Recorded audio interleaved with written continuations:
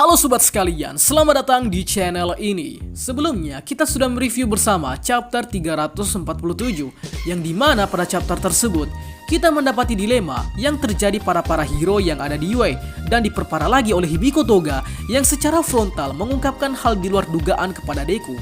So, tentunya ada beberapa hal detail yang perlu kita bahas di konten detail kali ini. Mulai dari cara Shigaraki membuat pahlawan kocar-kacir tanpa mengaktifkan Quirk, penyebab shockwave yang harus dihentikan, dan masih banyak lagi yang perlu kita bahas. Untuk itu, subscribe channel ini biar admin makin semangat buat kontennya. Dan mari kita mulai. Backup kekuatan Shigaraki. Di chapter ini kita dikejutkan oleh Shigaraki yang dapat memunculkan banyak tangan-tangan yang berjumlah ribuan. Bahkan tangan-tangan tersebut memiliki kemampuan gigantifikasi yang dapat menghancurkan satu gedung UA dengan sekali hantaman. Lantas fenomena tangan-tangan ini memunculkan pertanyaan, apakah ini kekuatan Quirk atau kekuatan lainnya? So, di chapter ini juga langsung dijawab oleh Shigaraki Tomura bahwa tangan-tangan tersebut adalah efek dari Singularity Quirk yang sudah dimodifikasi pada tubuhnya, dan bahkan bukan lagi menjadi kekuatan Quirk, melainkan menjadi fenomena alami pada tubuh Shigaraki yang konsepnya sama seperti rambut dan kuku. Hanya saja kekuatan tangan-tangan ini dapat dikendalikan sesuai dengan keinginan Shigaraki. Nah, oleh karena kekuatan tangan-tangan Shigaraki ini bukanlah suatu kekuatan Quirk, maka jika dipaksa nonaktif oleh Quirk Erasure milik Aizawa, tangan-tangan ini tidak akan mempan serangan Quirk Erasure. Oleh karena itu tadi, tangan-tangan tersebut bukanlah Quirk. Maka dari itu, tangan-tangan ini bukan pula kekuatan mutan. Sebab jikalau kekuatan mutan, maka tetap saja serangan Erasure akan efektif. Tapi fakta yang terjadi di lapangan sangatlah tidak sesuai. So, maka dari itu, tangan-tangan Shigaraki ini pula dapat menjadikan backup kekuatan atau kekuatan cadangan Shigaraki untuk menghadapi hero tanpa memakai Quirk sekalipun.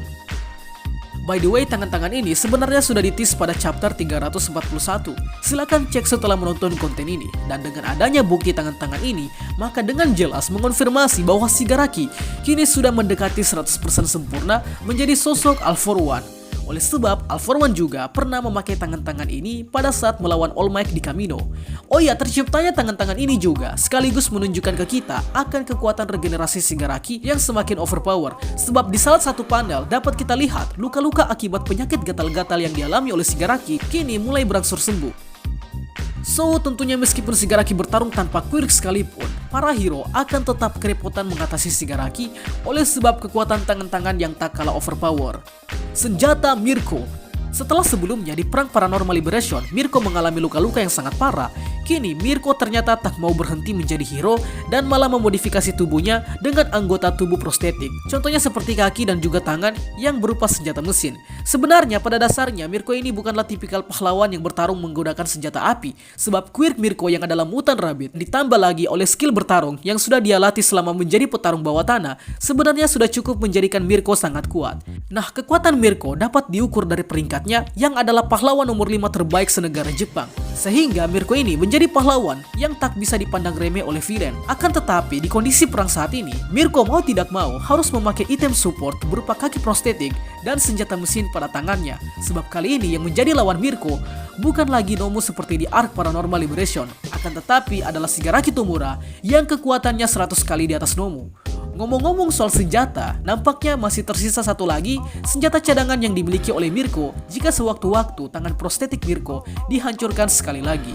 Jika sebelumnya Mirko memakai tangan mekanik berukuran besar, kemudian yang kedua Mirko memakai tangan dengan senjata mesin, dan senjata yang ketiga kemungkinan adalah senjata pamungkas yang sewaktu-waktu akan digunakan Mirko jika kondisi sudah tidak memungkinkan untuk selamat. So, kita tunggu saja kejutan dari Bang Hori untuk sosok Mirko ini. By the way, tahun lalu saya sudah membahas tentang Mirko.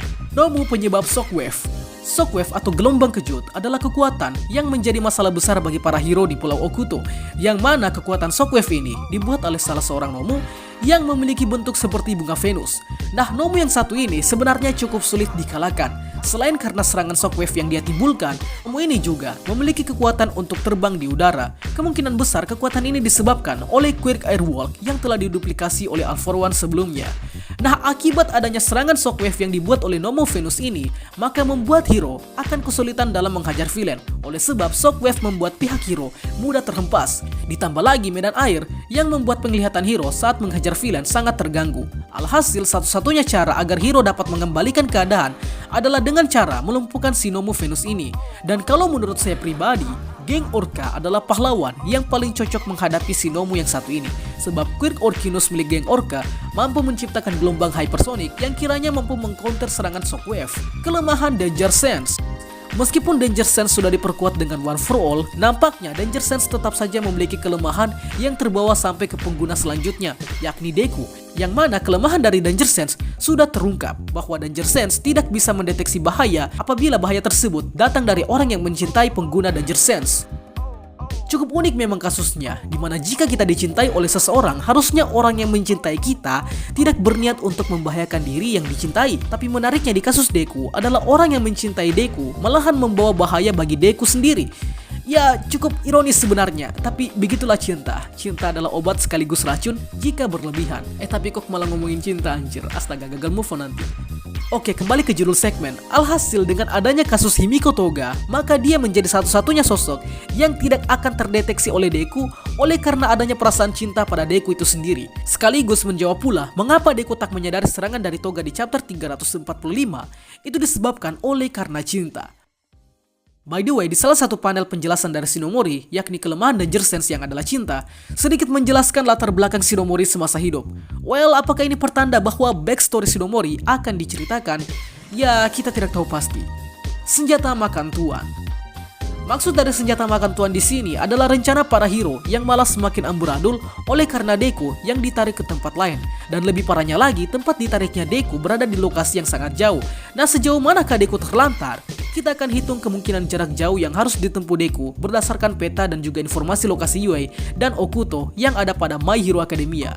Oke, jadi Yui ini berada di prefektur Shizuoka, sedangkan Pulau Okuto berada di perairan Samudra Pasifik yang masih termasuk dalam wilayah teritori negara Jepang. Nah, menurut info di manganya sendiri, Pulau Okuto berjarak 200 km dari pantai Jepang. Artinya jika Deku pergi terbang dari Okuto sampai ke Yui akan memakan waktu yang cukup lama dan sangat melelahkan. Oke lah, di chapter 349 dijelaskan bahwa Deku memakai Fajin dan Float secara bersamaan untuk terbang ke Yui. Akan tetapi yang menjadi masalah adalah di perairan Pasifik tidak terdapat gedung pencakar langit yang dapat membuat Black Wave menjadi ketapel. Dan juga menjadikan Deku bisa saja tenggelam karena kelelahan memakai dua quirk sekaligus. Belum lagi ketika di perjalanan, Deku menghadapi villain yang eksis di perairan, maka akan semakin memperkeruh keadaan. So, resiko yang kemungkinan terjadi adalah para hero seperti Best Jeans, Edgesot, Bakugo, Mirko, Nejira, Sun Eater, dan lain sebagainya yang menghadapi Shigaraki di Wei bisa saja sudah babak belur duluan sebelum Deku tiba. Ya, sekali lagi, ini senjata makan tuan yang disebabkan oleh human error yang diperbuat oleh hero dan villain itu sendiri. Tapi kita tidak tahu kejutan apa yang akan terjadi ke depannya yang sudah disiapkan oleh Bang Hori. So, itulah mungkin yang bisa dibahas pada konten detail. Jika kalian ada teori atau sanggahan, jangan sungkan untuk menuangkan di kolom komentar. Itulah pembahasan kita pada kali ini. Sanggah apabila ada yang kurang, request juga di kolom komentar untuk pembahasan selanjutnya. Dan akhir kata, see you next time.